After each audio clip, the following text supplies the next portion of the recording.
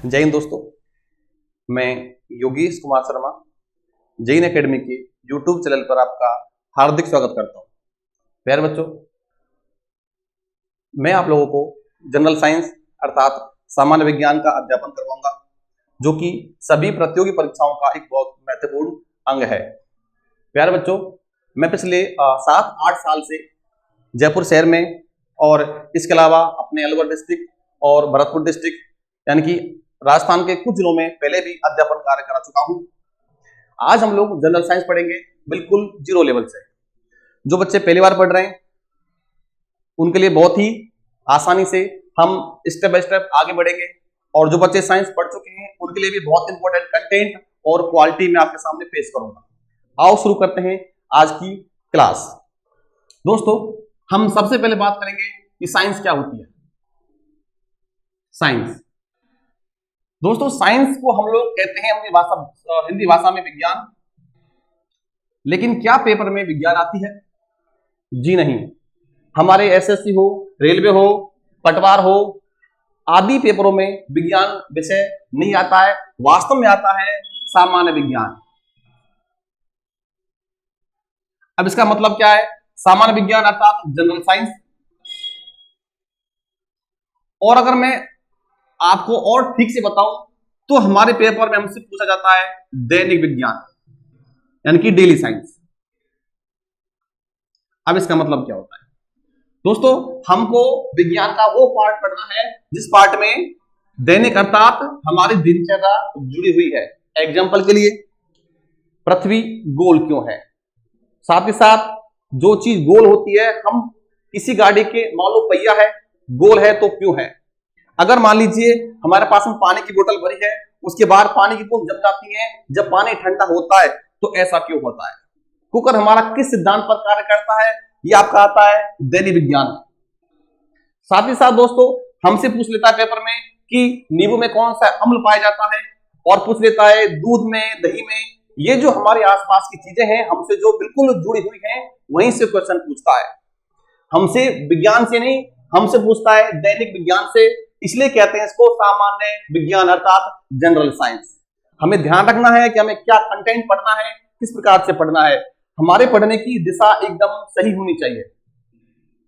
एक इंसान है जो चौराहे के चारों तरफ घूमता है, यहां से चलता है, वापस नहीं आता है, जीरो से चला वापस जीरो पे पहुंच जाता है। लेकिन एक इंसान चलता है अपने टारगेट की तरफ सीधा, और वो बहुत जल्दी दूरी तय कर लेता है। तो ठीक वैसे ही हमें हमारे पेपर के हिसाब से अपना कंटेंट ध्यान रखना है, अपनी दिशा ध्यान रखनी है। दोस्तों, शुरू करते हैं विज्ञान। देखो दोस्तों, सबसे पहले बात करते हैं कि विज्ञान का मतलब क्या है, साइंस का मतलब क्या है। प्यारे बच्चों, साइंस जो शब्द है ये बना है, एक शब्द है साइंटिया। साइंस शब्द की उत्पत्ति साइंटिया शब्द से हुई है, साइंटिया। और साइंटिया शब्द का जो अर्थ होता है, और वो होता है जानना, टू नो। आप ये देख लीजिए कि जब साइंस बना है साइंटिया से अर्थात जानना, इसका अर्थ है टू नो, तो साइंस का मतलब क्या हो सकता है? यानी कि साइंस का मतलब जानना है। अगर बोतल के चारों तरफ पानी की बूंद जमी तो क्यों जमी, हमें जानना है, वही साइंस है। कोई अगर मैं 4 कोने का ब्लॉक लूं, कोई 4 कोने का ब्लॉक लूं, मैं लकड़ी का लूं चाहे पत्थर का लूं, अगर मैं उसको गाड़ी में जोड़ के चलाए जाऊं, वो 4 कोने का ब्लॉक कुछ समय बाद में बिल्कुल गोल शेप ले लेता है, गोल शेप जैसे कि पहिया शेप ले लेता है। क्यों ले लेता है? हमें जानना है।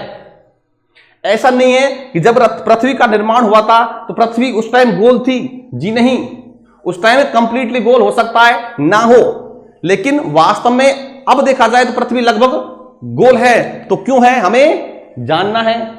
तो मतलब क्या है कि जो भी कुछ हो रहा है, जो भी घटना हो रही है, हमें जानना है, यही साइंस है। तो आपसे क्वेश्चन पूछ सकता है कि साइंस शब्द की उत्पत्ति किस शब्द से? साइंटिया से। मतलब क्या है इसका? जानना है। आपको ध्यान रखना है ये। अब चलते हैं दोस्तों कि साइंस की जो ब्रांचेस हैं कितनी हैं। हमारे पेपर में क्वेश्चंस कहां से पूछता है। प्यारे बच्चों, साइंस की मोटी मोटी तौर पर ब्रांच मैं आपको बता रहा हूं 3 होती हैं। पहली ब्रांच केमिस्ट्री, दूसरी ब्रांच बायोलॉजी, तीसरी ब्रांच फिजिक्स।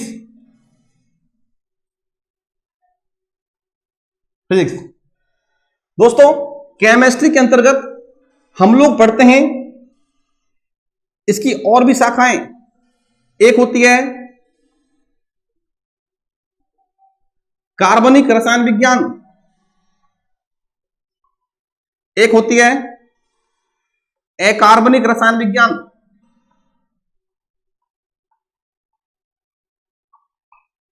केमिस्ट्री को बोलते हैं हिंदी भाषा में रसायन विज्ञान, इसे बोलते हैं ऑर्गेनिक केमिस्ट्री।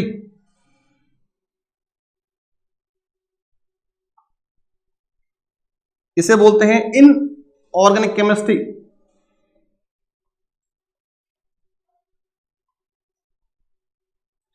दोस्तों बात करते हैं बायोलॉजी की, तो बायोलॉजी भी आगे जाके डिवाइड होती है। एक ब्रांच कहलाती है इसकी वनस्पति विज्ञान,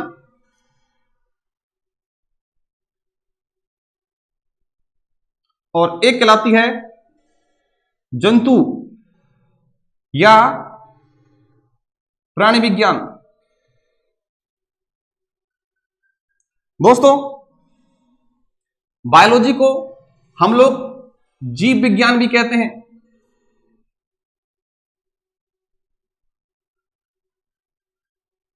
वनस्पति को बॉटनी और जंतु या प्राणी विज्ञान को कहते हैं जूलॉजी। आपको ध्यान रखना है, फिजिक्स को कहते हैं भौतिक विज्ञान।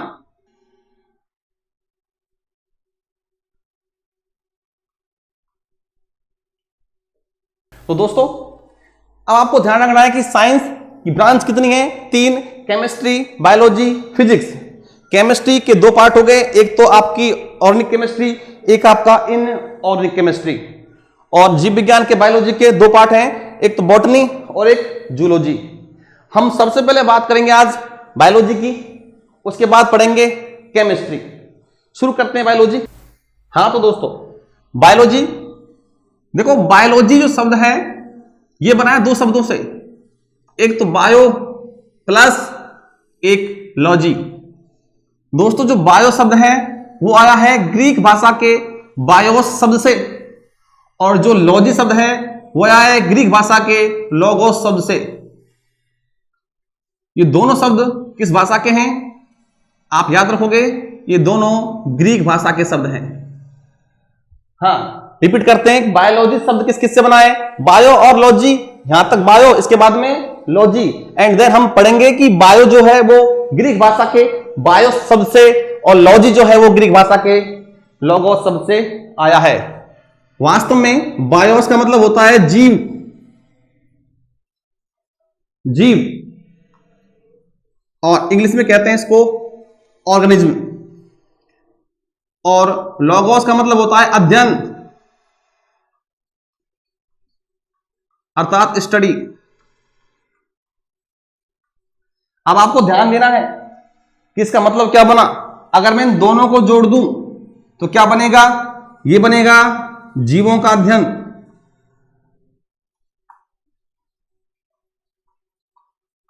यानी कि स्टडी ऑफ ऑर्गेनिज्म, ये बनेगा। परिभाषा क्या निकलती है बायोलॉजी की? यानी कि विज्ञान की वह शाखा, अभी मैंने आपको बताया था साइंस, एक पार्ट केमिस्ट्री, एक फिजिक्स और एक बायोलॉजी। तो ये साइंस है, ये इसकी शाखाएं हैं। कौन कौन सी? केमिस्ट्री, बायोलॉजी और फिजिक्स। आप देखिए जीव विज्ञान के अंतर्गत क्या होता है? जीवों का अध्ययन होता है। की परिभाषा निकलेगी इसकी कि विज्ञान की वह शाखा, इनमें से कौन सी शाखा है जिसमें हम लोग पढ़ते हैं, जीवों का बारे में पढ़ते हैं, वो बायोलॉजी है। तो विज्ञान की वह शाखा जिसके अंतर्गत क्या होता हो, जीवों का अध्ययन किया जाता हो, जीव विज्ञान कहलाती है। दोस्तों, हर किसी का एक नाम होता है, मेरा भी नाम है, आपका भी नाम होगा, तो आपका भी किसी ने पहली बार नामकरण किया होगा। ठीक वैसे ही बायोलॉजी का भी नामकरण किया, और वो किसने किया, ये पेपर में क्वेश्चन पूछता है। क्वेश्चन पूछता है कि बायोलॉजी शब्द सर्वप्रथम किसने दिया। तो आपको दो नाम ध्यान रखने हैं। पॉइंट ये है कि बायोलॉजी शब्द सर्वप्रथम लैमार्क, एक लैमार्क थे और एक और थे, नाम था ट्रेविरेनस, ने दिया। तो आपको एक क्वेश्चन ध्यान रखना है, वो कौन से पंडित जी थे जिन्होंने बायोलॉजी को बायोलॉजी कहा। वो थे, एक का नाम लैमार्क और एक का नाम ट्रेविरेनस। नोट डाउन कर लो। हाँ दोस्तों, तो बायोलॉजी हम जब पढ़ते हैं तो एक बहुत ही कॉमन नाम आता है, शब्द आता है, कोशिका अर्थात सेल का आता है। तो आज हम लोग सेल टॉपिक नहीं पढ़ेंगे, लेकिन सेल के बारे में थोड़ा सा एक उसका परिचय करेंगे, क्योंकि बायोलॉजी, पूरी ही बायोलॉजी डिपेंड करती है सेल पर, कोशिका पर। हम कोई भी टॉपिक लेंगे बार बार कोशिका का नाम आएगा, इसलिए हम लोग फिलहाल थोड़ी ही चर्चा करते हैं सेल पर, कोशिका पर। देखिए, बात करते हैं फिलहाल कोशिका की, सेल। बच्चों, इसकी परिभाषा क्या है? देखो, इसकी मोटी मोटी परिभाषा है, शरीर की सबसे छोटी, शरीर की सबसे छोटी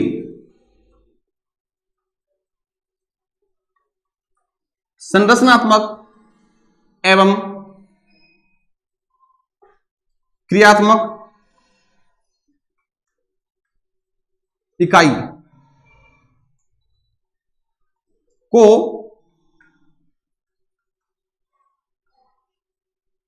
कोशिका कहते हैं। इसकी परिभाषा को समझते हैं अपन। देखिए, इसमें कुछ शब्द हैं, एक तो संरचनात्मक, एक है क्रियात्मक। इनका अर्थ क्या होता है? एक है आपकी इकाई, इसका अर्थ क्या होता है? दोस्तों, एक बात बताइए,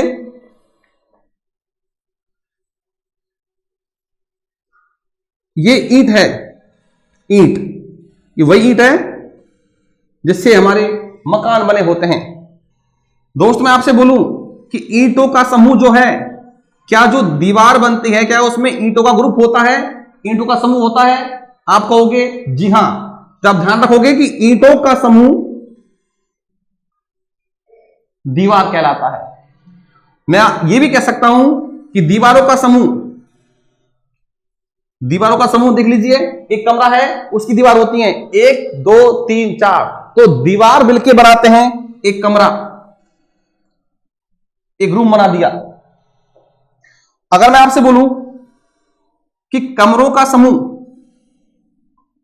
समूह, दोस्तों, कमरों का समूह क्या बनेगा? एक मकान बन जाएगा। और मकान जब मिलते हैं, 10 मकान, 20 मकान, 40 50 100 मकान, जब समूह बनता है मकानों का, तो हम कहते हैं उसे कॉलोनी कह देते हैं या मोहल्ला कह देते हैं। यह क्रम आगे चलता जाएगा, कॉलोनी से गांव बन जाएगा, गांव से तहसील, जिला, राज्य, देश, संसार आगे बढ़ता जाएगा। लेकिन हमें पढ़नी है फिलहाल कोशिका, इसलिए हम बात करते हैं कोशिका की। दोस्तों देखिए, इस एग्जांपल को समझिए। कॉलोनी से अगर अपन चलें ईंट की तरफ, तो कॉलोनी से चलेंगे ईंट की तरफ, तो क्या आएगा? मकान। अर्थात कॉलोनी में क्या पाया जाता है? मकान। और मकान में क्या पाए जाते हैं? कमरे। और कमरे में क्या पाया जाता है? दीवार। और दीवार में क्या होती है? ईंटें होती हैं। अगर मैं आपसे बोलूं कि कॉलोनी की सबसे छोटी इकाई क्या है? देखो, मकान है छोटा, लेकिन उससे भी छोटा क्या होता है? कमरा। कमरा छोटा है, लेकिन उससे भी छोटा क्या है? दीवार है। और दीवार से भी छोटी क्या होती है? ईंट होती है। दोस्तों इकाई मतलब होता है यूनिट, यानी कि जिनकी पुनरावृत्ति से कोई वस्तु बनी है उनको बोलते हैं इकाई। ठीक वैसे ही मान लीजिए 100 का नोट है, 100 रुपए, तो 100 रुपए की इकाइयां क्या है? 100 रुपए की इकाई होती है 1 रुपया, यानी कि एक रुपए से मिलके 100 रुपए बने। वही मैं कह रहा हूं कॉलोनी की इकाई क्या होती है? ईंट होती है। आप देखोगे क्या परिभाषा बनी इसकी, इस इकाई की? इसकी परिभाषा बनी कि कॉलोनी की सबसे छोटी इकाई क्या है? ईंट है। अब आप मुझे बताइए, दो शब्द हैं, एक तो संरचनात्मक और एक क्रियात्मक, ये दो शब्द हैं। अगर मैं इन शब्दों की बात करता हूं तो देखो, ईंट ने किसकी रचना की? ईंट ने रचना की दीवार की, दीवार ने किसकी की? कमरे की, कमरे ने मकान की, मकान ने रचना की कॉलोनी की। तो ईंट ने रचना किसकी कर दी? मोटे तौर पर रचना कर दी कॉलोनी की। तो दोस्तों ईंट क्या है? ईंट एक संरचनात्मक इकाई है। लेकिन अब बात आती है किसकी? क्रियात्मक की। तो क्या ईंट क्रियात्मक है? क्रियात्मक उसे कहेंगे जो क्रिया करता है, अर्थात कार्य करता है, कुछ ना कुछ करता है। दोस्तों मकान में ईंट लगा दी तो ईंट लग चुकी है, अब वो कोई काम नहीं करती, बस रखी है। तो क्या ये क्रिया कर रही है? जी नहीं, क्रिया नहीं करती है। इसलिए कहते हैं इसको कि हमारी जो ईंट है वो क्रियात्मक इकाई है क्या? जी नहीं। संरचनात्मक तो है, संरचनात्मक तो है, लेकिन हमारे मकान की ईंट जो होती है वो क्रियात्मक नहीं है। अब बात करते हैं कोशिका की। इतनी बड़ी रामायण बताई है, इसलिए बताई है जिससे कि मैं आपको समझा सकूं। देखिए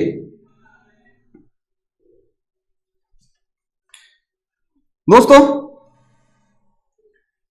जैसे कॉलोनी बनी होती है छोटी छोटी ईंटों से, जैसे कि दीवार बनी होती है छोटी छोटी ईंटों से, ठीक वैसे ही हमारी कोशिका में भी छोटी छोटी इकाइयां पाई जाती हैं, जिनकी पुनरावृत्ति से हमारी पूरी बॉडी बनी होती है। कैसे? देख लीजिए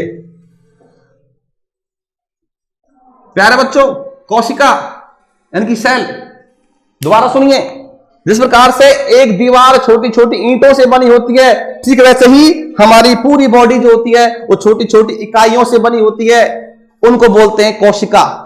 अब देखिए दोस्तों, बात आती है कोशिका की।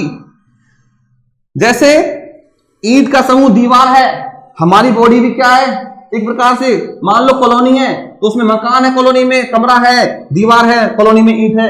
हमारी बॉडी में भी ऐसा ही कुछ सिस्टम होता है। देखिए क्या होता है। तो कोशिकाओं के समूह को, जिस प्रकार से ईंट का समूह दीवार, ठीक वैसे ही कोशिकाओं के समूह को क्या बोलते हैं? दोस्तों कोशिकाओं के समूह को बोलते हैं ऊतक। ये क्वेश्चन है, ऊतक किसे कहते हैं? इसकी परिभाषा है कि कोशिकाओं के समूह को ऊतक कहते हैं। हां, अब देखिए, जैसे दीवार का समूह क्या है? कमरा है, ठीक वैसे ही ऊतक के भी समूह है बॉडी में। ऊतकों के समूह को कहते हैं अंग। ये भी क्वेश्चन है, अंग की परिभाषा क्या बनी? यहां से आपकी परिभाषा क्या बनी? ऊतक की क्या बनी कि कोशिकाओं के समूह को ऊतक कहते हैं। और अंग की क्या परिभाषा बनी? अंग की परिभाषा बनी कि ऊतकों के समूह को अंग कहते हैं।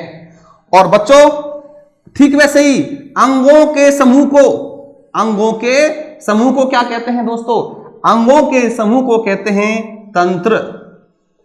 तंत्र बोलते हैं। आपको ध्यान रखना है। देखो, पाचन तंत्र, रक्त परिसंचरण तंत्र, उत्सर्जन तंत्र, अध्यावरणीय तंत्र, लसिका तंत्र, ये हमारी बॉडी के सिस्टम होते हैं, तंत्र होते हैं। और दोस्तों जब सारे तंत्र जब मिल जाते हैं, अर्थात तंत्रों का समूह क्या कहलाता है? वो कहलाता है शरीर। क्या कहलाता है? शरीर कहलाता है। तो कोशिका को कहते हैं सेल, इसे बोलते हैं टिश्यू, इसे बोलते हैं ऑर्गन, इसे बोलते हैं सिस्टम, और इसे बोलते हैं बॉडी। हाँ जी, अब आपको ध्यान रखना है ये क्वेश्चन क्या बनते हैं। देखो, सबसे पहले बात करते ऊतक की परिभाषा क्या होगी कि कोशिकाओं के समूह को ऊतक कहते हैं, पहली परिभाषा। दूसरी क्या है? अंग किसे कहते हैं? ऊतकों के समूह को अंग कहते हैं, तीसरी परिभाषा। तंत्र किसे कहते हैं? सिस्टम, जैसे कि पाचन तंत्र है आदि अंगों के समूह को तंत्र कहते हैं। अब बात है फिर बॉडी क्या है?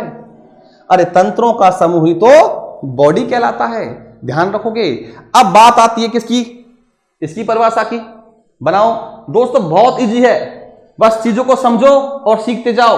इसकी परिभाषा बहुत इजी है, आपको कुछ नहीं करना, केवल आपको अपनी समझ डेवलप करनी है और साइंस तो आप ऑटोमेटिक सीखते ही जाओगे। आज का हमारा एक इंट्रोडक्शन है साइंस का, बायोलॉजी का कि क्या है, तो मैं आपको वही समझा रहा हूं, तो आप आराम से समझ के चीजों को पढ़ें और उनको समझें, रटे नहीं। देखो क्या परिभाषा बनेगी कि बॉडी शरीर की सबसे छोटी इकाई, अर्थात कोशिका कोशिका कोशिका ऐसे लाखों करोड़ों अरबों कोशिकाएं मिल जाती हैं तो क्या बनती है? हमारी बॉडी बनती है। तो बॉडी की अर्थात शरीर की सबसे छोटी इकाई यूनिट कहलाती है कोशिका। ये आपकी परिभाषा आपके सामने है। अब बोलता है कि क्रियात्मक और संरचनात्मक के बारे में बता दीजिए। देखिए हमारी कोशिकाओं ने, लाखों करोड़ों अरबों खरबों कोशिकाओं ने मिलकर क्या बनाया? बॉडी बनाया। मिलकर क्या बनाया? बॉडी, अर्थात बॉडी की रचना की। जब बॉडी की रचना की तो हमारी कोशिका क्या बन गई? संरचनात्मक बन गई। अब देखिए हमारी कोशिका काम करती है, क्रिया करती है, यस करती है। क्या का काम करती है हम पढ़ेंगे इसको टॉपिक में, फिलहाल समझो। हमारी बॉडी की हजारों लाखों कोशिकाएं रोज मरती हैं और रोज बनती रहती हैं। अरे माइटोकॉन्ड्रिया, लाइसोसोम, राइबोसोम, अंतःप्रद्रव्य जालिका, केंद्रक कहां है? वो कोशिका का पार्ट है। और माइटोकॉन्ड्रिया भी काम करता है, लाइसोसोम भी काम करता है, राइबोसोम भी काम करता है, केंद्रक भी काम करते हैं, गोल्जी काय अर्थात गोल्जी बॉडी भी काम करते हैं, कोशिका भित्ति, कोशिका झिल्ली भी काम करते हैं। जब कोशिका इतने काम कर रही है तो क्या है वो एक क्रियात्मक इकाई है। तो दोस्तों कोशिका के संदर्भ में कोशिका क्या है? संरचनात्मक है, जी हां। क्रियात्मक है, जी हां। आपको यह ध्यान रखना है। हाँ जी, इसको उतार लीजिए, अपन आगे चलते हैं। तो इसकी परिभाषा आप समझ गए होंगे कि बॉडी की सबसे छोटी कौन सी? देखो बॉडी का तो बॉडी छोटा तो तंत्र भी है, इससे छोटा अंग है, उससे छोटा ऊतक है, उससे छोटी कोशिका, ये सबसे छोटी है। इसलिए कहते हैं बॉडी की सबसे छोटी कौन सी? संरचनात्मक और क्रियात्मक इकाई को कोशिका कहते हैं। हाँ जी दोस्तों, देखिए बॉडी तो एक होती है, बॉडी एक है। तंत्र की बात करते हैं। देखो एग्जाम्पल के लिए पाचन तंत्र,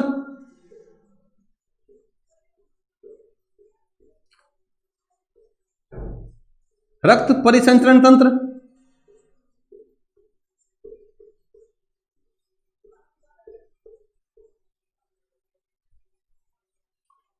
उत्सर्जन तंत्र, ऐसे कई सारे तंत्र हैं। पाचन तंत्र यानी कि हमारी बॉडी में हम जो खाना खाते हैं जब बॉडी में पहुंचता है तो हमारी बॉडी में पाचन में सहायक जो अंग हैं उन अंगों के समूह को, ये देखिए अंगों का समूह क्या कहलाता है? वो कहलाता है आपका तंत्र। तो पाचन में सहायक अंगों के समूह को क्या कहेंगे? पाचन तंत्र। जैसे कि हमारा मुख गुहा, बकल कैविटी, हमारी जीभ, ये आपकी फूड पाइप, अमाशय, फिर आपका लीवर हो गया, अग्नाशय हो गया, छोटी आंत, बड़ी आंत, ये सभी अंग हैं जो पाचन में मदद करते हैं। इसलिए ये सभी सभी अंग तंत्र के अंदर अंग आते हैं। ये सभी अंग पाचन तंत्र के अंग कहलाते हैं। ठीक वैसे ही रक्त परिसंचरण तंत्र, हमारा हृदय है, रक्त की नलिकाएं, धमनियां, शिराएं आदि रक्त परिसंचरण तंत्र का भाग है, अंग है। आपका कौन सा?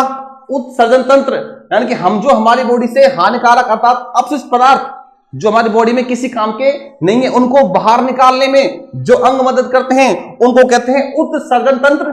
किडनी क्या निकालती है? हमारा जो यूरिन होता है उसको निकालती है, मूत्र को, हमारी त्वचा निकालती है पसीने को।